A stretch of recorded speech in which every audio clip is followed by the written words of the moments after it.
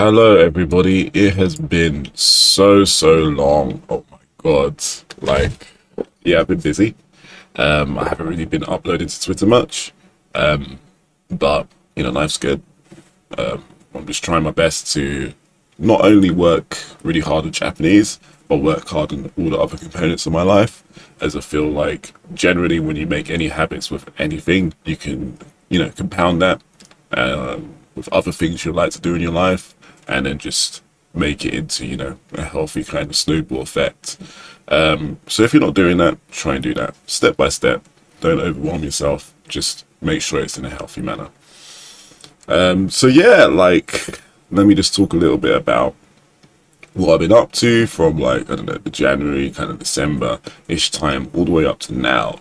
So yeah, lots of things are different. I haven't been reading much. So well, I did a little bit this year, but not so much in general, as I started the Steins Gate visual novel like around January-ish, February time, and then I played it for I think maybe 6 weeks to like 2 months maybe, and yeah, I put in like 60 hours into the game, and yeah, it was good. I really enjoyed it. For the most part, I understood a lot of things, but I had to look up a lot of words, right?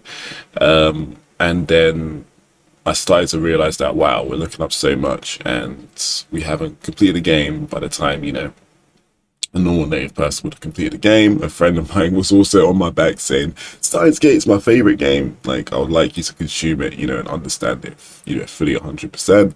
But obviously, because everybody, well, most people who watch this are learning Japanese. We just want to get, as good as possible in the language. And if that means sacrificing how much we understand to gain something in terms of, new understanding, or greater understanding in the skill what we'd like to develop, then we're willing to make that sacrifice, right? Because it is a sacrifice. Because I guess, if you really think about it, like most media, the best way to consume it is by consuming it and understanding. I can't say 100%, but understanding at least 90%, so you're able to get something from it, whether it's just pure entertainment, get deeper meaning, just whatever you want, right?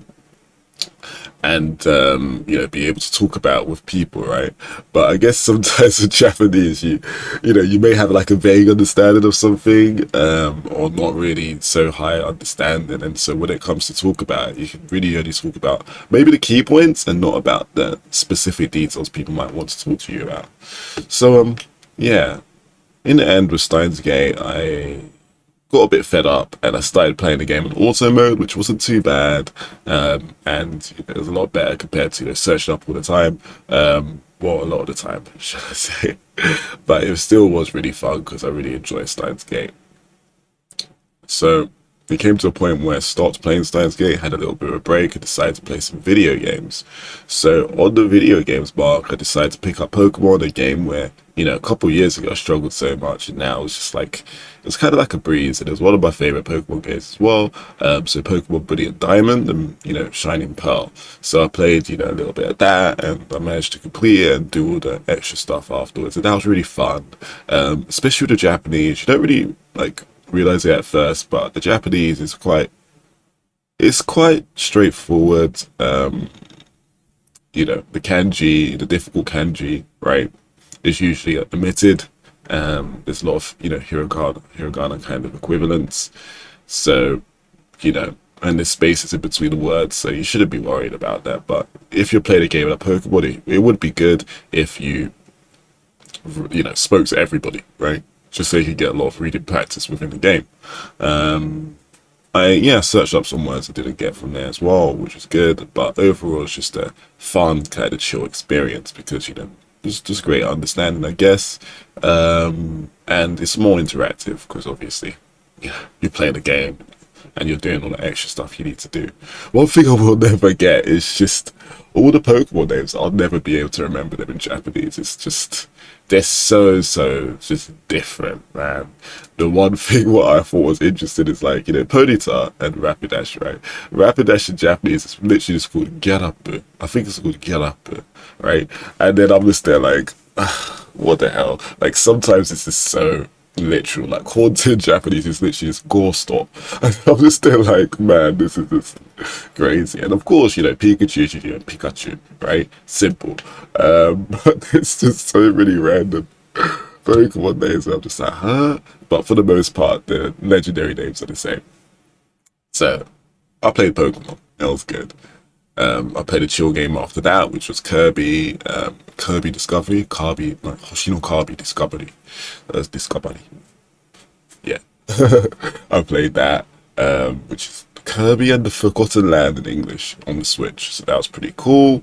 Um, and yeah, not so much practice in terms of reading, but it's just a chill break.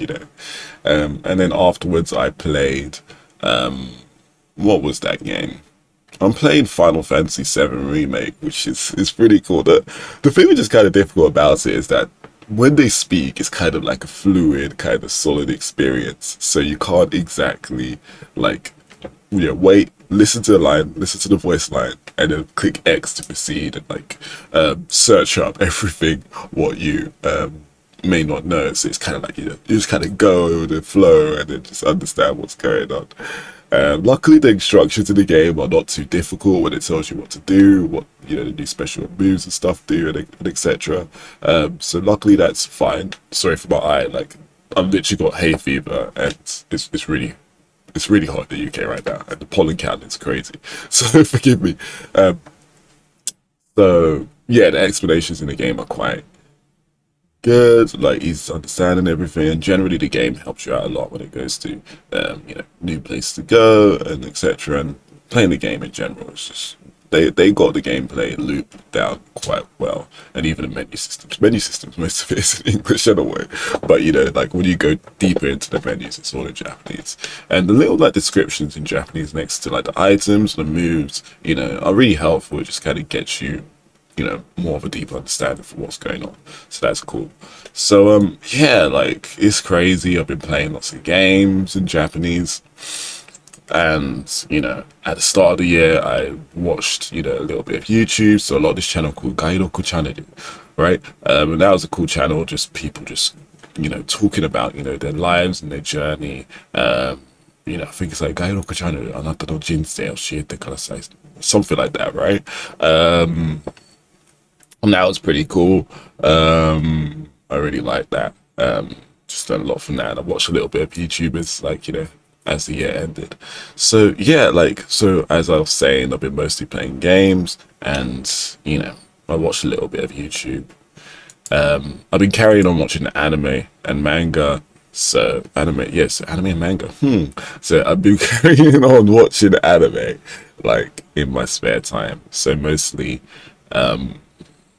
like during my lunch break and while I'm watching dinner, and I've been watching some ongoing shows through that, and that's been really fun.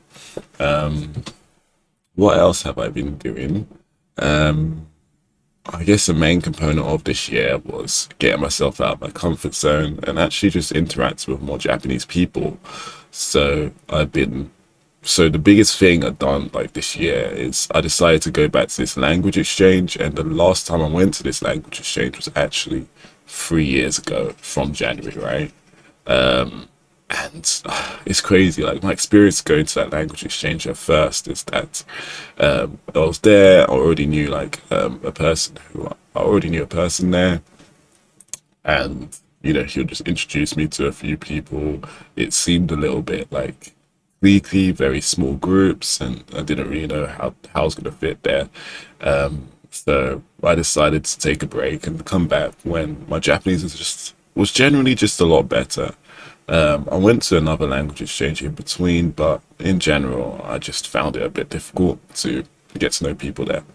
And that was mostly just because of, just my own things which were, holding me back, whether I felt comfortable in the event, how I felt about my level of Japanese, and generally just being okay in that social situation, right?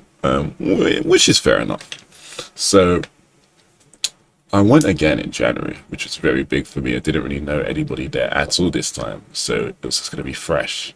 And then, someone's head pointed out, like, literally pointed out, it just poked out, and, they connected eyes with me. Really cool guy named Jay. if you're watching this, Jay, like you are a cool guy, and he just introduced me into a few people, and I got sat down at a table with a few people, just like one or two Japanese people, and the rest of the people were just people who are interested in Japan. And I got to know, speak with them, and make lots of friends there. I met like maybe 7 to 10 people, really cool, like people who are interested in Japan or learning Japanese. Like 3 Japanese people, so like some Japanese people that just came to the table, and we started chatting just a tiny bit in Japanese, really. And then mostly just in English, just talking about studies and stuff. But it was cool to kind of just get myself out there and just go in that sense. I really kind of like the fact that I pushed myself like that. But of course, in general, like most AJATs or emerging learners, you just like to just really kind of take your time to understand the language and be in a position where you feel the most comfortable to output and even socialize in that regard. So I did. So after that event, I met all those cool people, and I met Go, who was one person who actually wanted to meet up with me afterwards, and we hung out, spoke Japanese and English, and I recorded a little video. We recorded a little video for his YouTube channel because he's a YouTube content creator, which was sick. That was pretty cool.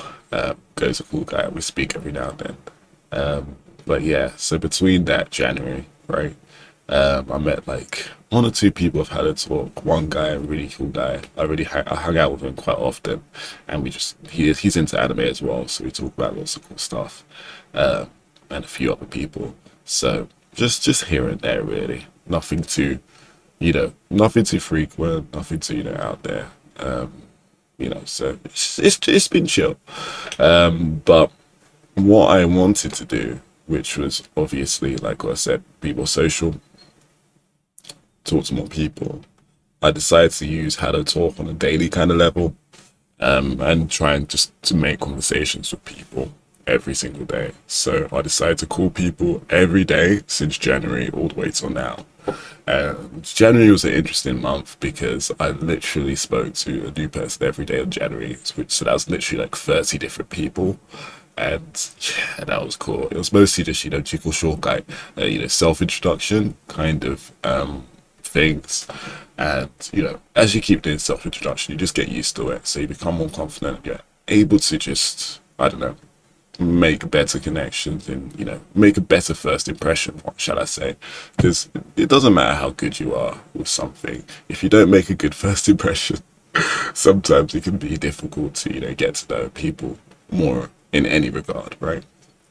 So yeah, got better at my, Jiko Shokai, and I just started to have like a lot more deeper conversations with some people. I met some really cool friends, and some of them, so 2 really good friends, and one of them I spoke to every now and then, and we spoke for like an hour or so. And the other friend, at first, we spoke for like 2 or 3 hours, like daily, and it was really nice, got that experience of just listening to a lot of Japanese because they would speak lots of Japanese and their listening skill in English was quite good, so we're able to kind of do that sort of thing.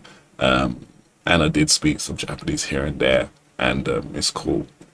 So, speaking to more people, and generally what I got from that is your ability is generally a lot better than you think sometimes. Like, let's just say if you are learning through intense, method, and it comes to a point that people are not going to keep jaws in you, right?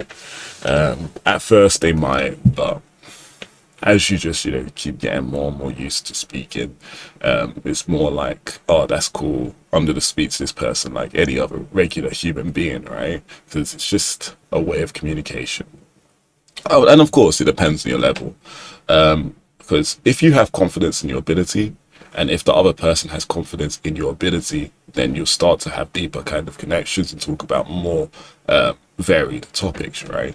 But let's just say you had confidence in your ability, but your actual your actual level, right, may not be, so great, and the other person may not have confidence in that. Then they might switch to English a lot of the times, or speak in really like Yasashi Nihongo, right? So speaking really like, basic Japanese, and it can be frustrating. So I think communication, again, in this setting is really important. So tell people, hey, like, if we're going to have this language exchange, can we speak Japanese for 10 minutes? And then after that, can we speak English? If they don't listen, just don't talk to them, right? Just don't talk to them again, or cut the call early. It's that simple. So communication and telling people what's up is really important, I feel.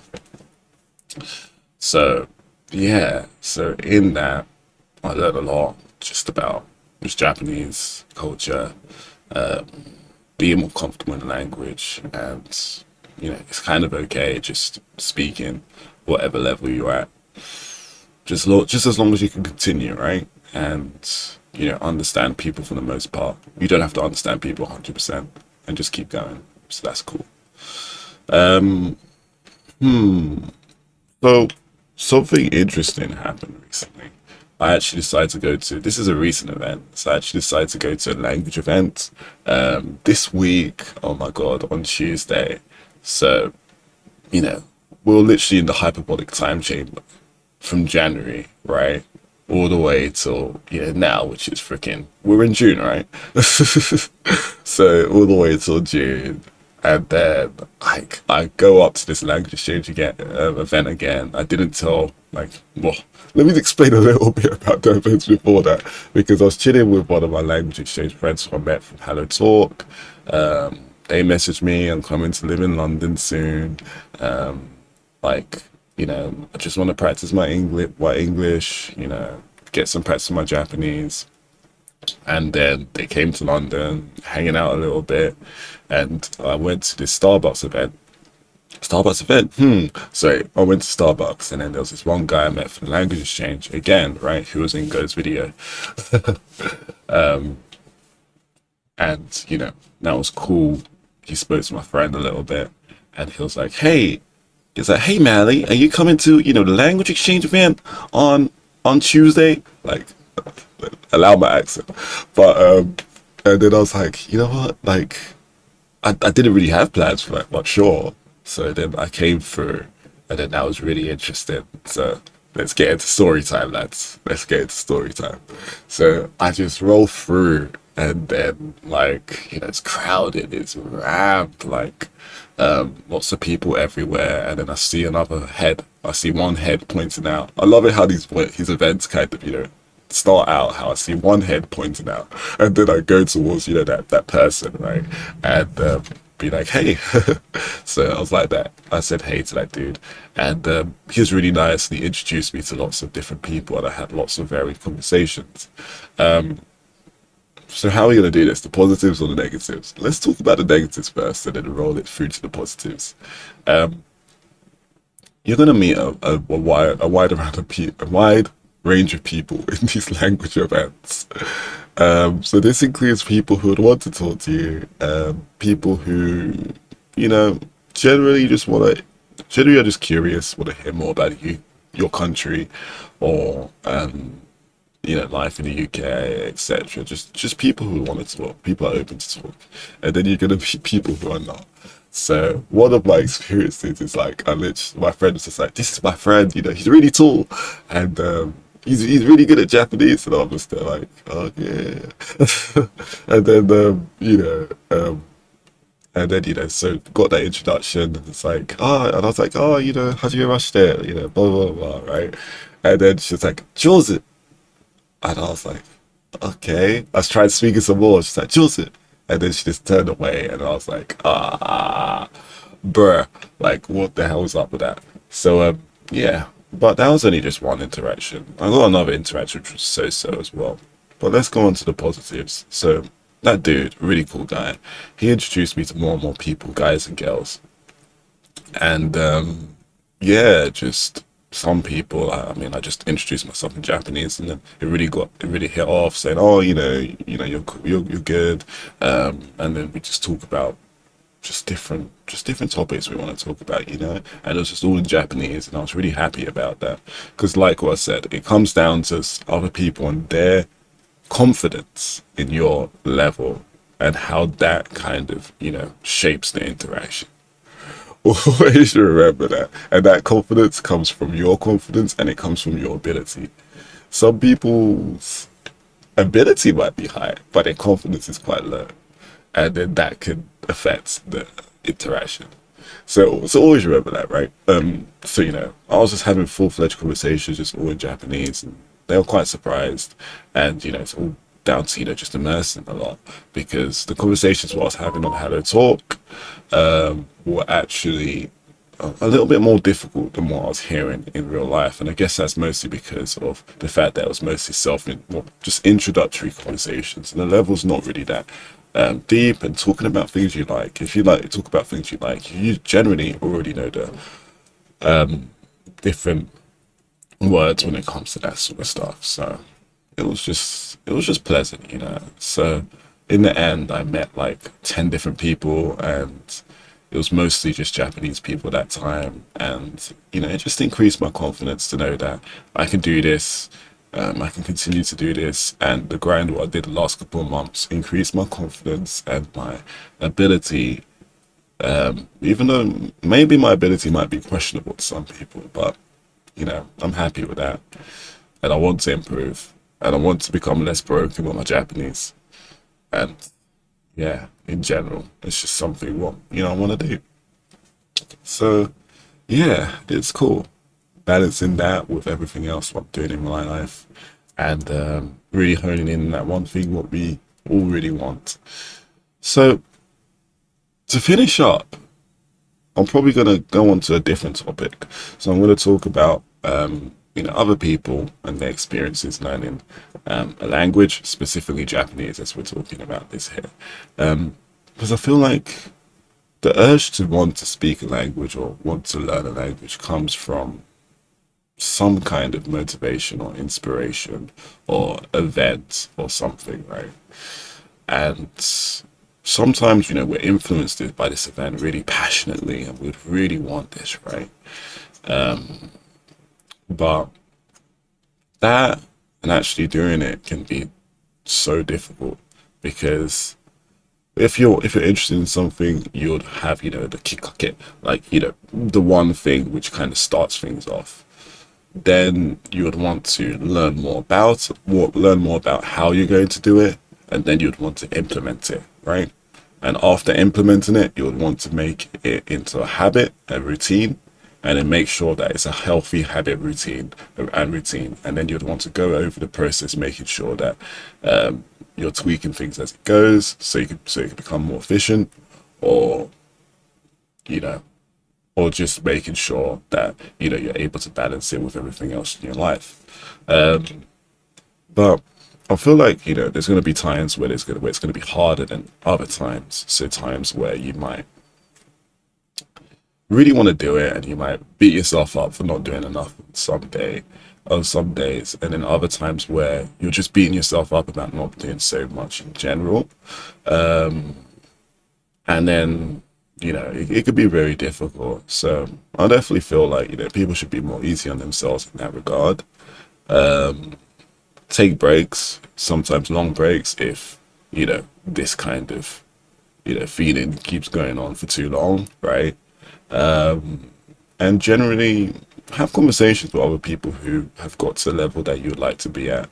And just try and find people who are super transparent and people who might adjust some of the things what that they may say for your personal situation, and just take it really one day at a time. Though even though I say that should have breaks and etc etc, right, I do feel like a solid foundation for anything would be to have a minimum amount of things you do every day. So that could be your Anki, that could be reading like a page or whatever from a manga. I don't know. Just have a minimum. You're doing that minimum for however much you'd like to set. For me, I'm doing a minimum for like 1-2 hours a day, right? And that's just my Anki. For others, that minimum might be different. And the reason why I talk about a minimum and the reason I say to do it daily is because you don't want to fall off the track. And what I mean when I say fall off the track is the longer you don't consistently do something, the harder it is to return back to it, right?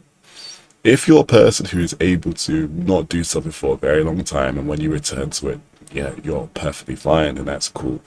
But if you're a person who just take very long breaks, come back for a very short time, then take very long breaks, then I feel like, you know, depending on your situation, right? Because, this, you might have a very personal situation which makes this kind of happen, right? Um, but generally, if you do keep doing that, right, then it might be harder to, continue the thing that you're doing. So again, it's a very personal kind of, situation, this, but honestly, having a minimum, then on the days where you have more time, more energy, more discipline, you can do more. But remember, guys, discipline over motivation. I think I'm done for now. I hope I said something, some good stuff, stuff you can really take out of this, and in general, just keep trying your best, everybody. Life's long, life's hard, but as long as you surround yourself with things and people, you know, that are good for you, it shouldn't be too bad. So, thank you for speaking. Thank you for speaking. Thank you for listening to me, and yeah, cool cats.